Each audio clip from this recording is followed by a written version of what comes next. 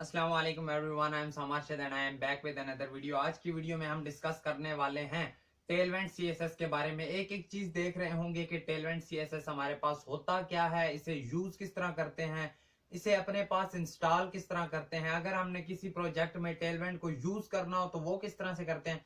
एक एक चीज डिस्कस कर रहे होंगे। बिल्कुल बेसिक से स्टार्ट करेंगे क्योंकि मुझे पता है मैं आपको एक ऐसा यूजर मानकर चल रहा हूं जिससे टेलवेंट के बारे में नहीं पता, जिसने टेलवेंट नाम ही पहली बार सुना है। बिल्कुल उस लेवल से बात करना स्टार्ट करेंगे। तो सबसे पहले हम देख लेते हैं कि हमारे पास टेलवेंट होता क्या है। देखो, आपने सुना होगा, एक प्यारे भाई की मेरे साथ बात भी हुई थी, तो उन्होंने बोला था कि हमने सीएसएस में तो प्रोजेक्ट क्रिएट किए हैं। तो मुझे किसी ने बताया था कि अगर हम यूज करते हैं बूटस्ट्रैप, ठीक है, तो बूटस्ट्रैप से अगर जो हम 10 घंटों का काम कर रहे होते हैं वो हम 5 घंटों में कर सकते हैं। बात ठीक है। अब बूटस्ट्रैप से हम क्यों जल्दी कर पा रहे हैं? देखो, पहले बूटस्ट्रैप थोड़ा सा बताता हूँ, फिर टेलवेंट भी बताता हूँ। देखो, बूटस्ट्रैप हो या टेलवेंट हो, ये हमारे पास आ जाते हैं सीएसएस के फ्रेमवर्क। फ्रेमवर्क बनाए इसीलिए जाते हैं कि उन चीजों को आसानी से यूज किया जाए। यानी अगर हम उन चीजों को पहले किसी डिफिकल्ट वे में या किसी इस तरह से यूज कर रहे हैं कि वो लेंथी है काफी, वो काम हटाकर एक इजी वे में रखे जाते हैं, उस चीज को कहते हैं फ्रेमवर्क। के फ्रेमवर्क यूज कर रहे हैं ताकि उस काम को हम इजीली परफॉर्म कर पाए। अब देखो, जब आप फ्रेमवर्क सीखने जरूरी भी होते हैं, सम हाउ जरूरी होते हैं। कुछ ऐसी कंपनीज होती हैं जो आपको कह देंगे कि ठीक है, अब अगर आपको सीएसएस भी आती है, फ्रेमवर्क हम आपको खुद से सिखा देंगे। कुछ ऐसी ऑर्गेनाइजेशंस होती हैं जो कह रही होती हैं। अदरवाइज ज्यादातर ऑर्गेनाइजेशंस आपको यही कह रही होंगी कि अगर आपको सीएसएस आती है तो उसका कौन सा फ्रेमवर्क आपने सीखा है। फ्रेमवर्क इसलिए सीखना जरूरी होता है। अब मैं आपको बिल्कुल भी ये नहीं कहूंगा कि अगर आपने पीछे सीएसएस पर 1 से 1.5 महीना लगाया है तो इधर आपको टेलवेंट में भी 1.5 महीना लगाना पड़ेगा। नहीं, इस वीडियो के अंदर ही जो जो चीजें बताऊंगा वही करते हो ना, यकीन मानो 10 से 15 मिनट के अंदर आप इजीली सीख सकते हो। ठीक है, कि टेलवेंट किस तरह से यूज करनी है। टेलमेंट सीखने के लिए कोई वीडियो देखने की जरूरत नहीं है। ठीक है, मैं हर बच्चे के लिए बात नहीं कर रहा। जो बच्चे मुझे अभी तक फॉलो कर रहे हैं ना, जो मेरे इस कोर्स को फॉलो कर रहे हैं, जिन्हें मुझ पर ट्रस्ट है कि यार ये बात अथेंटिक करता है, ये बात अच्छी करता है, तो देखो, मेरे ऊपर यकीन है ना आपको। अभी तक आपने HTML की है, CSS कर लिया, JS के फंडामेंटल्स भी कर लिए हैं। अब यहां से आगे हम टेलमेंट पर 1 से 2 दिन लगा रहे होंगे। उसके बाद 1 से 2 दिन इस तरह मुराद कि अगर आप कहते हो, आपसे ये मैं पूछ रहा हूं, ठीक है, अगर आप कहते हो कि हम कोई टेलमेंट में प्रोजेक्ट करें तो मुझे बताओ, मैं आपको करवाऊंगा प्रोजेक्ट। क्योंकि अगर प्रोजेक्ट करते हुए देखोगे कुछ चीजें सीखने को मिलेंगी नहीं। लेकिन ये चीज है कि मैं ये आपको बिल्कुल भी नहीं कि अब मैं टेलमेंट आपको पढ़ानी शुरू कर दूं कि टेलमेंट इस तरह होगा, ये बैकग्राउंड कलर वगैरह ना, वो आपने खुद करना है। वो मैं आपको बताऊंगा कैसे करोगे। बहुत इजी है, आराम से आप 1 दिन के अंदर अंदर टेलमेंट को पूरा कवर कर सकते हो। देखो, टेलमेंट है, फ्रेमवर्क, ये तो मैंने आपको बता दिया है, सही हो गया। फ्रेमवर्क ये भी आपको पता चल गया। इसलिए बनाए जाते हैं कि उस चीज को थोड़ा और एडवांस्ड किया जाता है, इजी किया जाता है, कि थोड़ा सा और आसान हो जाए, हमें काम लेंथी ना करना पड़े, इजीली काम कर सकते हो। ठीक है, अब ये हमारे पास आ गया फ्रेमवर्क सीएसएस का। इससे हम सीएसएस और इजीली लिख सकते हैं, चाहे बूटस्ट्रैप, टेलमेंट। किस तरह होता है एग्जांपल भी साथ साथ देता जाऊंगा। फिलहाल आपको ये पता चल गया कि फ्रेमवर्क के साथ हम वो काम थोड़ा सा इजीली कर सकते हैं। ठीक है, या फ्रेमवर्क यूं होते हैं कि अब आपको थोड़ा सा खुद को एडवांस भी करना पड़ता है। कोई आपसे पूछे कि चलो सीएसएस तो तुम्हें आती है, सीएसएस का कौन सा फ्रेमवर्क सीखा है, तो आप इजीली कह पाओगे कि मैंने टेलमेंट सीखा है। अब आपको टेलमेंट के बारे में इतना नॉलेज हो गया। तो बेसिकली होगी टेलमेंट भी सीएसएस सी, लेकिन वो इस तरह से हम लिख रहे होंगे कि वो बहुत इजी वे में, यानी जो काम हम 5 से 6 लाइनों में कर रहे थे, सॉरी, जो काम 5 से 6 लाइनों में कर रहे थे वो हम 1 लाइन में कर पा रहे होंगे इजीली। तो ये काम करती है हमारे पास टेलमेंट। टेलमेंट में एक चीज थोड़ी सी मुश्किल आ रही होती है, थोड़ी सी ट्रिकी आ रही होती है, वो होता है उसे इंस्टॉल करना, उसे अपनी HTML के साथ कनेक्ट करना। यही चीज बस मुश्किल होती है और यही मैं सिखाने आया हूँ। अगर ये भी चीज सिखाने वाली ना होती, आसान होती ना, यकीन मानो मैं आपको सिखाता भी ना, डायरेक्टली कहता कि खुद ब खुद कर लेना। इसमें थोड़ी सी ऊपर नीचे चीजें आ जाती हैं, वो आपको सिखा दूंगा। कनेक्ट करनी आपको आ जाएगी, आगे लिखनी है आपने खुद है। ठीक है, जस्ट डेमो सा दे दूंगा। देखो, जैसे ही आते हो ना, सबसे पहले एक चीज आपको करनी पड़ेगी, इंस्टॉल। वो है आपके पास नोड जेएस। ठीक है, नोड जेएस आपको पता होगा, मर्न के अंदर नोड जेएस भी आता है वो, लेकिन फिलहाल अभी आपका काम उससे नहीं है। ठीक है, लेकिन आप Node.js को कर लोगे डाउनलोड अपने पास, टेंशन की कोई बात नहीं है। नीचे डिस्क्रिप्शन में मैं लिंक दे रहूंगा, वहां से आप इजीली डाउनलोड कर लेना, ठीक है। अगर यहाँ से आप नहीं भी कहते हो ना, उस लिंक से आप डायरेक्टली पहुंच जाओगे, लेटेस्ट वर्जन डाउनलोड कर लेना। Node.js आपको पता चल गया, हमने एक चीज मस्ट करनी है डाउनलोड। अब मैं एक काम यहाँ पर और करता हूँ। ये देखो, हमने HTML की थी, फिर हमने CSS की थी, फिर हमने JS के फंडामेंटल्स किए थे, ये सब कुछ यहाँ पर पड़ा है। आज इसी मर्न स्टैक YT कोर्स के अंदर हम एक चीज की एडिशन करने वाले हैं, और वो हमारे पास क्या है, टेलवेंट। यहाँ पर नहीं रख रहे होंगे, इधर आकर हम रखेंगे बाहर। नया फोल्डर आने वाला है आज, टेलवेंट CSS, ठीक है, TAILWIND टेलवेंट CSS। एक नया फोल्डर क्रिएट हो चुका है, यानी आज से हम एक नई चीज का शुरुआत करने वाले हैं। चलो करते हैं। ये कर लिया, जैसे ही एक काम करो, अब इस फोल्डर को ही ओपन कर लो directly. MERN stack YT course में गए, टेलवेंट ओपन किया और आ गए। अब हम इस फोल्डर के अंदर आ गए हैं, ठीक है। पहले तो हम जावा मर्न स्टैक के अंदर ज्यादा से फोल्डर थे, उसमें था ना, अब हम डायरेक्टली मर्न वाले फोल्डर में आ गए। इसे फिलहाल मैं थोड़ा सा करता हूँ बड़ा, ताकि आपको सही से नजर आ रही हो चीजें। जैसे इसे हमने कर लिया इतना बड़ा, काफी हो गया, थोड़ा सा छोटा कर लो। ओ चलो, अब इसके अंदर जो जो चीजें करता जाऊंगा ना, वो आपने साथ साथ करनी है, ठीक है। और वो आप क्या लो कि जब भी किसी भी HTML के साथ आपने टेलवेंट कनेक्ट करनी होगी, ये प्रोसेस करना ही पड़ेगा। सीख लेना, एक बार करने वाले क्या, उसके बाद नहीं होगा। सबसे पहले आपने ओपन करना होता है आकर अपने पास टर्मिनल। यहां से आकर डॉट से भी पकड़ सकते हो, नहीं तो इसकी शॉर्टकट यही है, कंट्रोल शिफ्ट और टेल्ड साइन, ठीक है, उससे आप डायरेक्टली ओपन कर सकोगे। जैसे ही आपने ये ओपन किया है, तो अब आपके पास, मैं ये अज्यूम करके चल रहा हूँ कि आपने नोड इंस्टॉल कर लिया है, ठीक है, जो मैंने आपको पीछे Node.js बोला है ना।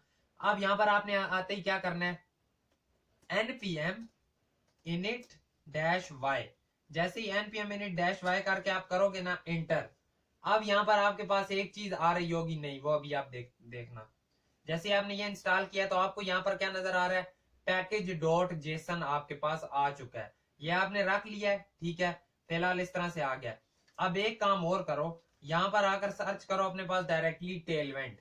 जैसे ही आप टेलवेंट सर्च करोगे, तो टेलवेंट CSS की ओरिजिनल जो वेबसाइट है हमारे पास, वो हमारे पास हो जाएगी ओपन, ठीक है। इंस्टॉलेशन के बाद और भी साथ साथ चीजें बता रहूंगा। वैसे अगर थोड़ा सा ओवरव्यू देता जाऊं, तो टेलवेंट कुछ इस तरह से लिखी जा रही होती है। बस क्लासेस के नाम देने होते हैं हमने, और क्लासेस के अंदर खुद ब खुद जो सारी उन्होंने वर्किंग की होती है, वो इंप्लीमेंट होती जाती है। जैसे छोटी सी एग्जांपल आपको यहाँ पर दिखाई जा रही होगी, ये देखो, background BG slate 100, rounded dash XL, P8 क्या है, पैडिंग 8 पिक्सल।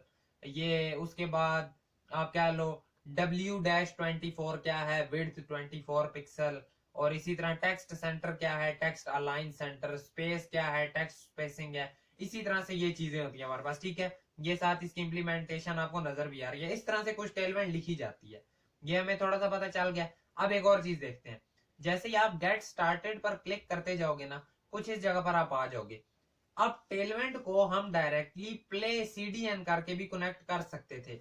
उससे क्या होता है, आप डायरेक्टली ये वाली स्क्रिप्ट उठाकर पेस्ट करते हो, तो आपका काम उधर बन जाता है। लेकिन हम ये काम नहीं कर रहे होंगे, ठीक है, हम इस तरह नहीं कर रहे होंगे। हम जो ऑथेंटिक ओरिजिनल तरीका है, हम वही कर रहे होंगे, क्योंकि मेन हमारा मकसद है सीखना। ये देखो, यहाँ पर एक चीज इन्होंने लिखी भी हुई है, देखो, without any build step the play CDN design for development purpose only, ठीक है। कि अगर तो जैसे सीखने के लिए, प्रैक्टिस के लिए कर रहे हो, तो ये कर लो, नॉट बेस्ट फॉर प्रोडक्शन। तो अगर तो आप टेलवेंट CSS आपने पक्का साथ रखना है कि हाँ मुझे टेलवेंट CSS फ्रेमवर्क आता है, तो आपको उसे इंटीग्रेट करना आना चाहिए कि हम उसे किस तरह से कनेक्ट कर रहे होंगे। दैट्स वाई वही चीज देखनी है हमने। तो यहाँ पर हम जैसे ही आए ना, अब देखो, प्ले CDN को छोड़ो, कहां पर आओगे, फ्रेमवर्क गाइड थी, नहीं, टेलवेंट CLI, ठीक है, टेलवेंट CLI जो फर्स्ट वाला है। npm init-y आप कर चुके हैं, एक आपने कमांड चला लिया है। नेक्स्ट आपने कमांड क्या चलानी है, इजी इजी है बिल्कुल, इन्होंने सब कुछ यहाँ पर लिखा हुआ है। npm install-d टेलवेंट CSS, इधर आकर राइट क्लिक प्रेस करोगे, ठीक है। इधर कंट्रोल V से पेस्ट नहीं होगा, राइट क्लिक करके जैसे ही करोगे ना इंटर, अब यहाँ पर आपके पास कुछ लोडिंग सी होगी, टेलवेंट बेसिकली इंस्टॉल की जाएगी। ये अब हमारे पास क्या हो रहा है, टेलवेंट इंस्टॉल हो रही है। अब थोड़ी देर इधर हमें वेट करना पड़ेगा, उसके बाद हमारी टेलवेंट इंस्टॉल हो जाएगी। अब देखो जैसे ही हमारे पास ये इंस्टॉल होता गया ना, अभी खैर कंप्लीट तो नहीं हुआ, लेकिन आपको यहाँ पर डिपेंडेंसीज में नजर आ रहा होगा कि हमारे पास टेलवेंट सीएसएस का 3.4.1 वर्जन आ चुका है, यानी हमने अपनी टेलवेंट सीएसएस को यहाँ पर इंस्टॉल कर लिया है। उसके साथ साथ हमारे पास नोड मॉड्यूल्स भी आ गए हैं। फिलहाल आपका इनसे कोई काम नहीं है। पैकेज डॉट जेसन पहले ही था आई थिंक सो हमारे पास, और डैश लोक डॉट जेसन भी आ गया। ये चीजें कुछ हमारे पास आ गई हैं। फिलहाल इन्हें इसी तरह ही रहने दो, ठीक है, फिलहाल इसी तरह इन्हें रहने दो, उनकी इतनी हमें जरूरत नहीं है।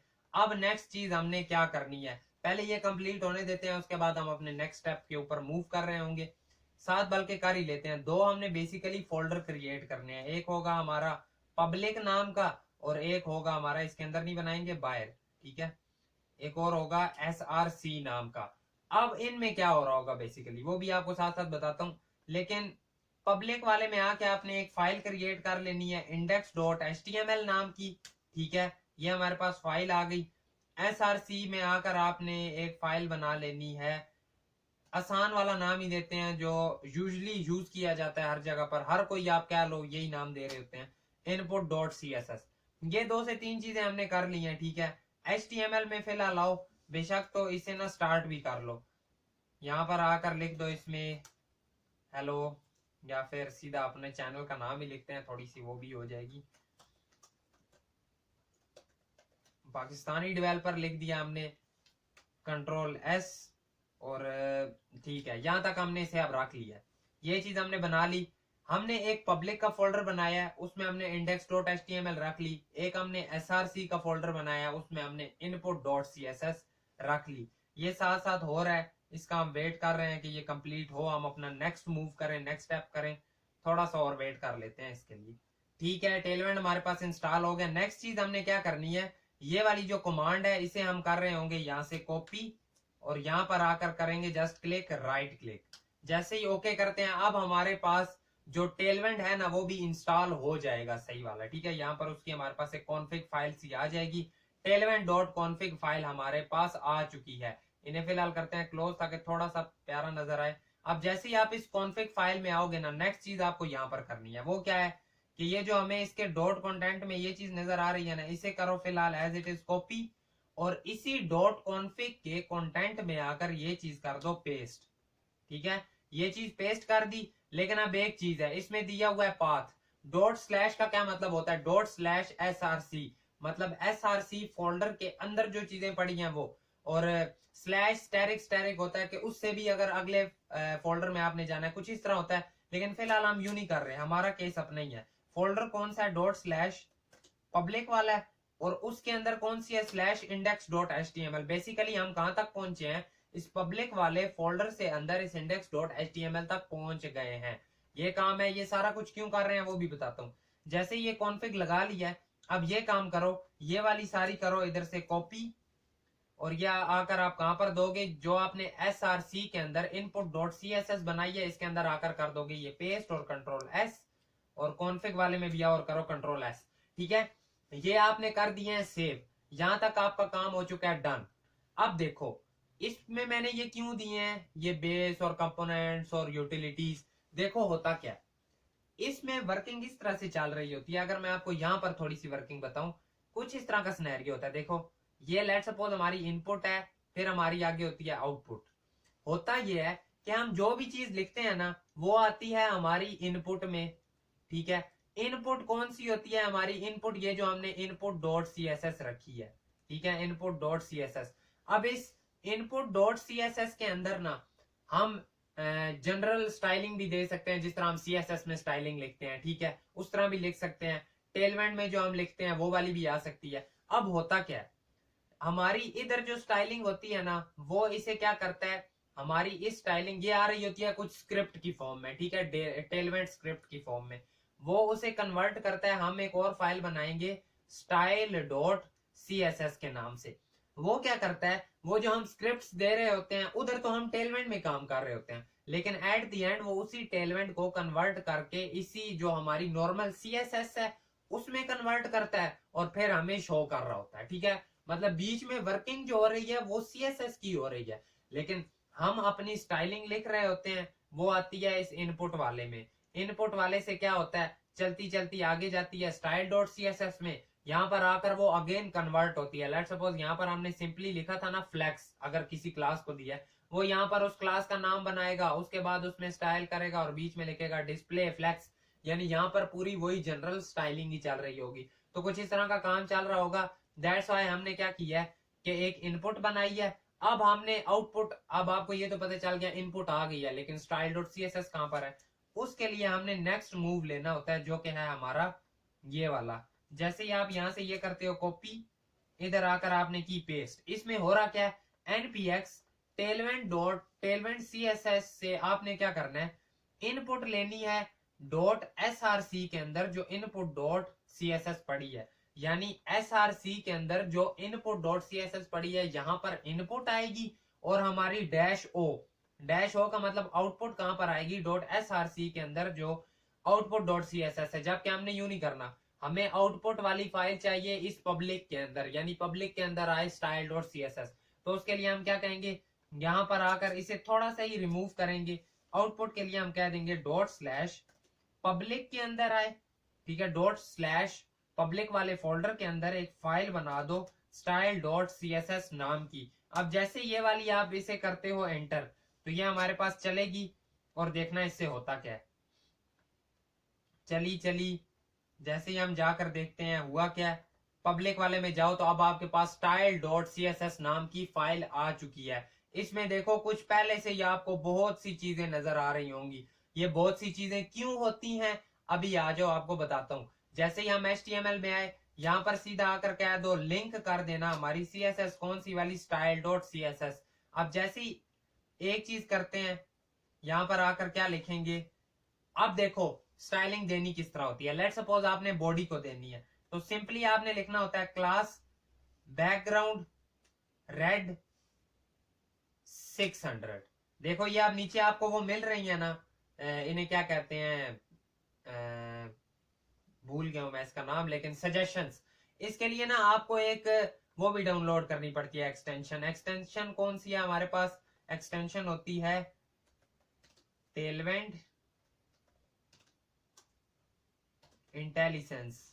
टेलवेंट सीएसएस मैंने आई थिंक सो डाउनलोड की हुई होगी, यही वाली टेलवेंट सीएसएस इंटेलिजेंस, ठीक है, ये मैंने इंस्टॉल की हुई है, ये आप भी इंस्टॉल कर लेना, इससे भी हमें सजेशंस मिल रही होती हैं, ठीक है। ये चीज समझ आ गई ना, तो बस गुड है। फिर अब आप कह लो तकरीबन आपकी हो ही चुकी है डैश 600। जैसे ही हमने ये दिया है, उसने क्या किया है, बॉडी को कलर बैकग्राउंड कलर दे दिया होगा रेड, और उसका वेट क्या होगा 600। इसमें आती स्टाइलिंग बहुत प्यारी है। मैं अगर एक चीज और आपको बताऊं ना, अब एक चीज और है, आप इसे फिलहाल करो क्लोज, थोड़ा सा बेशक इसे बड़ा कर लो। अब टर्मिनल जो है आपका वो आप क्लोज नहीं कर रहे होगे, ये रहने दोगे। एक बार इसे स्टार्ट करके देखो ना, रन करो, देखते हैं क्या होता है। ये हमारे पास आ गया, इसमें पाकिस्तानी डेवलपर लिखा हुआ है, ठीक है, मतलब एक चीज चल गई। लेकिन बैकग्राउंड कलर देके हमने जैसे ही कंट्रोल एस किया है, वो चला नहीं है हमारे पास। जैसे ही कंट्रोल एस किया है, देखो चला नहीं है। चला क्यों नहीं है, उसके लिए जो हमने ऊपर कमांड चलाई है ना, कि इनपुट यहां से आएगी आउटपुट वहां पर जाएगी, वही वाली आपको दोबारा रन करनी पड़ेगी। जैसे ही आप करते हो उसे ओके, तो अब देखना क्या होगा, थोड़ा सा हमने किया वेट, रीबिल्डिंग, जैसे ही डन हुआ है, अब अगर जाकर देखो तो बैकग्राउंड कलर रेड भी चल गया। तो क्या हम हर बार यही कमांड लिख रहे होंगे, नहीं। उसके लिए मैं आपको कहूंगा एक काम करो, पहले इसे क्लोज कर लो। देखो डॉट सी एस एस जहां तक आपने पूरा लिखा है ना, कि इनपुट उधर input dot C S S से आ रही होगी, आउटपुट पब्लिक के अंदर style dot C S S में आएगी, उसके आगे डैश डैश WATCH वॉच लगा दोगे। अगर आप यहाँ पर डॉक्यूमेंटेशन में भी आकर देखते हो ना, तो इन्होंने डैश डैश वॉच लगाया हुआ है। मैंने क्या पहले आपको बता दूंगा, उसके बाद करेंगे। अब अगर देखो जैसे ही आप ये चलाते हो, इससे क्या होगा, अब जैसे ही आप कंट्रोल एस किया करोगे, खुद ब खुद आपकी चल गई करेगी। यहां पर आए, ठीक है, बैकग्राउंड कलर तो हमने दे दिया। अगेन मैं करता हूं कंट्रोल एस, उससे देखो वो दोबारा खुद ही रीबिल्डिंग हुई है और काम चल गया। बैकग्राउंड कलर हमने रेड दे दिया है। अब एक चीज और मैं इंटरेस्टिंग आपको बताना चाहता हूँ, वो क्या है, जस्ट टेम्परेरी तौर पर मैं इस पब्लिक वाले के अंदर एक और फाइल क्रिएट कर रहा हूँ style2.css नाम से, ठीक है। ये style2.css है, इसी इंडेक्स में आओ और क्या काम करो, अब फिलहाल इसे बेशक छोटा कर लो, बंद नहीं करना, छोटा कर लो पर बंद नहीं करना, ठीक है। कहां तक, कुछ यहां तक मैंने रख लिया है। इसे फिलहाल बेशक क्लोज कर दो, इसे आप थोड़ा सा बड़ा कर लो। और हमने क्या किया, एक style2.css भी बना लिया, ठीक है। इसे फिलहाल कमेंट करो, जो टेलमेंट वाली सीएसएस है वो कमेंट कर दिया, दूसरी वाली सीएसएस रख लिया। जैसे ही कंट्रोल एस करके जाते हो तो पाकिस्तानी डेवलपर कुछ इस तरह से आ रहा है। अब जो मजे की चीज मैं आपको बताना चाहता हूँ ना वो ये है, फिलहाल ये वाली भी बेशक इसकी क्लास खत्म कर दो।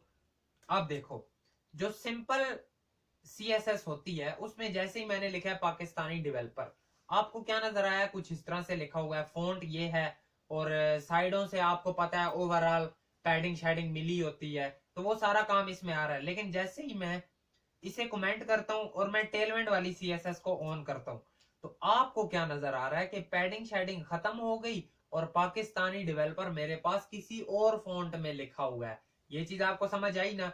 तो ये काम कुछ से पहले से ही चीजें सेट की हुई होती हैं टेलमेंट सीएसएस में। टेलमेंट सीएसएस लिखने में बहुत प्यारी है। जो वेबसाइट आपको समटाइम्स हम कहते हैं, एक चीज देखना, समटाइम्स हम कह रहे होते हैं मैंने ये काम तो किया है, लेकिन यार उसकी वेबसाइट पे कलर बहुत प्यारा आ रहा था, मेरी वेबसाइट में कलर प्यारा नहीं आ रहा था। उसके पीछे रीजन आप कह सकते हो समहाउ 80 टू 90% आप कह सकते हो टेलमेंट का कमाल होता है। बहुत प्यारे कलर दे रहा होता है हमें, हम सिंपली वही रेड कलर लिख रहे होते हैं, लेकिन इसके केस में कुछ बहुत प्यारा सा करके आ रहा होता है। जैसे ही हमने अब इसे ऑन कर लिया, यहाँ पर अगर हम अगेन इसे क्लास देते हैं ना, क्लास, और वही कलर देते हैं बीजी रेड डैश, देखो 200 300 400, लेट सपोज हम 500 देते हैं। कंट्रोल एस करके मैं गया, देखो ये रेड कलर किस तरह का आ रहा है, अच्छा आया कि नहीं, बिल्कुल अच्छा आ रहा है। इसे फिलहाल कर लो अगेन छोटा, ठीक है 100। अब हम आपको आपके माइंड में आप क्वेश्चन आना चाहिए कि हम सीखेंगे किस तरह। एक काम करो, इसे रखो H2 के अंदर और इसमें लिखो again PAKISTNIDVLOPR। Pakistani developer subscribe नहीं किया तो जरूर करना अभी के अभी, ठीक है। अब देखो हमने ये सीखनी किस तरह होती है, आ जाओ वो मैं आपको बताता हूँ, ठीक है। कैसे सीखोगे, यहां पर आप आए। अब आप कहते हो कि मुझे नहीं पता, कि गेट स्टार्ट वाले से पीछे चले जाओ, अगेन बैक दोबारा से नॉर्मल पर आ जाओ, जो जहां पर हमारे पास टेलमेंट होती है। आपको नहीं पता कि मैंने अगर इसका जो मेरे पास H2 है इसका मैंने फॉन्ट बढ़ाना है तो मैं कैसे बढ़ाऊंगा। तो आप बताओ, जब हमने नॉर्मल सीएसएस में किसी का फॉन्ट बड़ा करना होता है तो हम क्या कहते हैं, फॉन्ट साइज। तो यहां पर वही चीज लिखो सिंपल सीएसएस में, फॉन्ट साइज। जैसे ही आपने लिखा है फॉन्ट साइज, अब आपको नहीं पता कि टेलमेंट में फॉन्ट किस तरह बढ़ता है। हम फॉन्ट साइज पर करते हैं क्लिक अपने पास, जैसे ही हम इस पर क्लिक करेंगे तो वो हमें बता देता है कि अगर फॉन्ट बड़ा करना है उसके लिए क्या लिखो, text dash XS, text dash SM। यानी ये स्मॉल के केस में है, ये हमारे पास बड़े केस में है। देखो यहाँ पर बता रहा होता है, इसमें क्या करेगा, इतना फॉन्ट साइज भी दे देगा और इतनी उसे हाइट भी दे देगा। हम फिलहाल यही वाला अपने पास लिखते हैं। इसे किया हमने कंट्रोल C, इस क्लास में आकर यही कर दो पेस्ट। जैसे ही हमने किया, ये XS मुझे समझ आ गई, सॉरी ये एक्स्ट्रा स्मॉल है, अगर एक्स्ट्रा लार्ज करना हो तो XL कर लो। जैसे ही हम XL करते हैं तो ये हमारे पास एक्स्ट्रा लार्ज हो गया, ठीक है। और भी अगर थोड़ा सा देखो ना, देखो L है, XL है, फिर 2XL है, 2 नंबर पर एक्स्ट्रा लार्ज, ठीक है, इंटू 2 कर देगा, 3 पर इंटू 3 कर देगा, इंटू 5। हम भला इंटू 5 करके देखते हैं, ठीक है। वैसे कॉपी की जरूरत नहीं थी, यहाँ पर ही लिख लो। इंटू 5 किया है तो कुछ इतना आ गया। समझ आई कैसे सीख रहे होगे। अब थोड़ा सा और बताता हूँ, ये आपने खुद सीखना है, ठीक है, खुद देखनी है क्लासेस। बाकी 1 से 2 बार आप देखोगे आपको खुद ही समझ आ जाएगी। अब आप कहते हो मैंने इसे लेकर आना है सेंटर में, उसके लिए आपको पता है हम करते हैं डिस्प्ले, क्या चीज, डिस्प्ले फ्लेक्स। जैसे ही आप लिखते हो कि मुझे नहीं पता डिस्प्ले फ्लेक्स कैसे करना है, जैसे ही आपने लिखा ना डिस्प्ले फ्लेक्स, इस पर कर दो इंटर। जैसे ही आप डिस्प्ले फ्लेक्स पर जाओगे तो आपको बता देता है, अगर तो डिस्प्ले फ्लेक्स करना है उसके लिए सिंपली फ्लेक्स लिख दो। हम कहेंगे ठीक है, बॉडी को करेंगे ना, इस पर आकर हमने जैसे ही लिखा फ्लेक्स। अब हमें पता है अगर हमने हॉरिजॉन्टल सेंटर में लाना हो तो उसके लिए हम क्या कहते हैं, जस्टिफाई कंटेंट।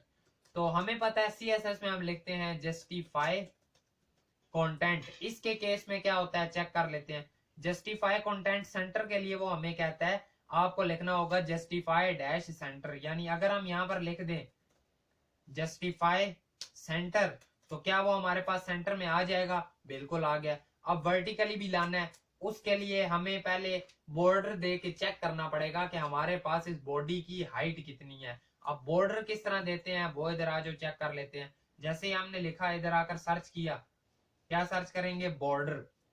बॉर्डर जैसे ही बॉर्डर हमने एंटर किया तो वो हमें बता देगा बॉर्डर देना है तो क्या करोगे, बॉर्डर 2 कर दोगे, बॉर्डर 0 कर दोगे, ठीक है, उसने दिए हुए। लेट सपोज हम आकर यहाँ पर करते हैं बॉर्डर डैश 2, बॉर्डर 2 की है तो हमारे पास क्या आ जाएगा, सारे के ऊपर बॉर्डर भी आ गया है। अब इसकी हाइट हमने बड़ी करनी है, वो कैसे करेंगे, अगेन हम इधर आए, हम सर्च करते हैं। अगर हमने हाइट करनी हो, हाइट, तो हम वो कैसे कर रहे होंगे वो हमें बता रहा है। देखो हाइट आप इस तरह दे सकते हो 0, और जैसे ही अगर आप 1 कहते हो तो वो 0.25 रैम होती है कुछ इस तरह से। तो क्या हम कुछ इस तरह VH और VW में दे सकते हैं, वो चीज हम इसमें चेक कर रहे हैं। देखो H डैश फुल 100% हाइट हो जाएगी, H डैश स्क्रीन 100% VH हो जाएगी। तो हम क्या करेंगे, H डैश स्क्रीन। अब जाकर देखो हाइट पूरी हो गई। अब देखते हैं कि अगर अलाइन सेंटर करना है वर्टिकली तो उसके लिए हमें CSS में तो पता है, CSS सीखी हुई है ना, अब आपके लिए चीजें आसान है, ठीक है। ALIGN अलाइन आइटम्स हमने करना है सेंटर। जैसे ही अलाइन आइटम सेंटर किया उसके लिए वो क्या कहेगा, अलाइन आइटम सेंटर करना है तो सिंपली आइटम सेंटर लिख दो, आइटम्स डैश सेंटर। जैसे ही मैं ये लिखता जाता हूं तो क्या जो काम हम करना चाहते थे हमने कर लिया। बहुत आसान चीजें हैं, बहुत मजेदार चीजें हैं, कोई टेंशन की बात नहीं है। अब इस पर एक दिन लगाओ, इस तरह से आप चीजें सीख जाओगे। होमवर्क एक छोटा सा आपको देना है, लेकिन आपको पता चल गया कि टेलमेंट हम कनेक्ट किस तरह से करते हैं, वो वर्किंग किस तरह से कर रही होती है। डॉक्यूमेंटेशन से सीखनी है, ठीक है। किसी ट्यूटोरियल पर जाने की जरूरत नहीं है, इतना टाइम नहीं है जाया करने के लिए। आपको मैंने बता दिया ना, मैंने आपके सामने, ठीक है, मैं बिल्कुल ऐसे यूजर की तरह चलाऊं कि मुझे कुछ भी नहीं पता था। बस एक बैकग्राउंड कलर मैंने खुद से लगाया, बाकी फ्लैक्स मैंने सर्च किया है, जस्टिफाई सेंटर मैंने सर्च किया, बॉर्डर किस तरह देना है, स्क्रीन किस तरह करनी है फुल, आइटम सेंटर किस तरह करना है, सब कुछ हमने सर्च करके देखा। और इसी तरह अब हमें पता चल गया, अब हमें नहीं भूलने वाला कि अगर 100 VH हमने उसकी हाइट देनी हो तो H स्क्रीन करना होता है, उसके लिए बॉर्डर देना हो तो बॉर्डर डैश 2 करना होता है। टेक्स्ट को अगर हमने साइज देना हो तो किस तरह देते हैं वो भी हमने देख लिया, एक एक चीज देखी है। बाकी और यही है, एक आपको छोटा सा होमवर्क भी देना है। और इस वीडियो के बाद ही ना मैं एक पोल भी चलाऊंगा, ठीक है। कहां पर चलाऊंगा आज जो बता देता हूं, यहाँ पर ही हम अपना चैनल ओपन करते हैं। आपको वो शायद उसकी नोटिफिकेशन भी आ जाए, नजर भी आ जाए। बाकी आपको वो यहाँ पर नजर आ जाएगा। कैसे नजर आएगा, जैसे ही आप चैनल में आकर इस कम्युनिटी में जाते हो ना, तो कम्युनिटी में जाने के बाद यहाँ पर जिस तरह ये हैप्पी न्यू ईयर वाली चल रही है और उसके बाद ये 300 सब्सक्राइबर्स वाली, तो इसी तरह ही ना यहाँ पर मैं एक और पोस्ट करूंगा जिसमें मैं पोल करवाऊंगा कि क्या हमें टेलमेंट के ऊपर प्रोजेक्ट करना चाहिए या नहीं करना चाहिए। और फिर आपके कमेंट्स को, आपके पोल्स को देख कर ही वर्किंग की जाएगी कि क्या हमें इसके ऊपर कोई करना चाहिए या आप खुद से कर लोगे। वैसे मेरे माइंड में आता तो है कि एक आध तो होना ही चाहिए, क्योंकि जाहिर बात है अगर हम अपने आप को जॉब पॉइंट ऑफ व्यू से रेडी कर रहे हैं या फ्रीलांसिंग पॉइंट ऑफ व्यू से रेडी कर रहे हैं तो ये चीज होनी चाहिए कि ठीक है यार, हमने ये वाला प्रोजेक्ट बनाया हुआ है। तो फिलहाल इतना सही देखो। अब होमवर्क भी अपना सुन लो। होमवर्क क्या है, इसे फिलहाल बेशक क्लोज कर दो, दोबारा से हम टेलमेंट को ओपन कर लेते हैं। होमवर्क देखो क्या है। लेट सपोज मैं आपको कहता हूं इसमें क्या है, देखो इन्होंने कोई अपनी मर्जी का फॉन्ट दिया हुआ है, ठीक है, इन्होंने कोई अपनी मर्जी का फॉन्ट दिया हुआ है। अगर मैं आपको कहता हूं आपने फॉन्ट फैमिली चेंज करनी है तो आप कैसे करोगे, छोटा सा हिंट आपको यहां से दे देता हूं। जैसे गेट स्टार्टेड पर आप गए ना, प्ले CDN, हमने ये कनेक्ट तो नहीं किया, लेकिन इससे नीचे आपको चीजें मिल रही होंगी। लेट सपोज देखो आपने कोई खुद से कलर ऐड करना है बीच में, सही। फिलहाल तो BG डैश करने से तो सिर्फ वही कलर आ रहे होते हैं जो टेलमेंट वालों ने उसमें ऐड किए हुए हैं, लेकिन हम खुद से कोई ऐड करना चाहते हैं तो उसके लिए हमें कुछ इस तरह का सेंटेक्स बनाना पड़ता है। कहां पर आपको नजर आ रहा होगा, टेलमेंट डॉट कन्फिग में जाकर, जैसे ही इधर आओगे टेलमेंट डॉट कन्फिग में आओगे तो यहाँ पर आपको भी थीम नजर आ रही है कुछ इसी तरह से। थोड़ा सा इसके बारे में सर्च करना, गूगल करना कैसे बनाते हैं, चैट GPT से सर्च कर लेना, आपको पता चल रहा होगा। इसी तरह अगर मैं आपको कहता हूँ कोई आपने फॉन्ट फैमिली चेंज करनी है, ठीक है, तो उसके लिए आप सिंपली क्या करो, इसी में ही जाओ ना, कस्टमाइज योर कॉन्फ़िगरेशन में ही, वहां पर आपको चीजें मिल रही होंगी। देखो अगर आपने कलर्स एक्स्ट्रा से ऐड करने हैं आप यूं कर सकते हो, फ़ॉन्ट फैमिली, ये सब कुछ आप किसके अंदर कर रहे होते हैं, थीम्स के अंदर। फ़ॉन्ट फैमिली अलग से किस तरह करनी है, उन्होंने आपको एग्जांपल भी दी हुई है। इस तरह से कुछ आप फ़ॉन्ट फैमिली ऐड कर सकते हो, जरा करके देखना ये चीजें, वरना अगर हमने प्रोजेक्ट करवाया तो उसमें तो हम खुद से कर रहे होंगे चीजें सारी। तो यही है, देखना इन चीजों को, थोड़ा बहुत पढ़ना भी। बाकी I think so that is it for today's video. 400 के बिल्कुल करीब आ चुके हैं, सब्सक्राइब कर दो, 400 तक पहुंचा दो। बाकी ये हमारा फास्टेस्ट सेंचुरी हो जाएगी अभी तक की, जितने भी देखो अभी जस्ट 9 डेज हुए हैं हमें 300 सब्सक्राइबर किए। अब देखते हैं कि ये 15 दिनों में होता है, 20 दिनों में, लेकिन जैसे ही 400 होगा उसकी भी पोस्ट आ रही होगी। बाकी थैंक यू सो मच। अगर वीडियो पसंद है तो वीडियो को लाइक करना, चैनल पर रहे सब्सक्राइब करना। मिलेंगे आपसे आपकी नेक्स्ट वीडियो में। Thank you so much and अल्लाह हाफिज। दुआ में जरूर याद रखना, चैनल दोस्तों तक जरूर फैलाना, इस कोर्स को फैला दो, पूरी दुनिया में पता चलना चाहिए कि पाकिस्तानी डेवलपर नाम का एक यूट्यूब पर चैनल है जिसके ऊपर उसामा इंस्ट्रक्टर है और बहुत मजेदार पढ़ाता है। Thank you so much.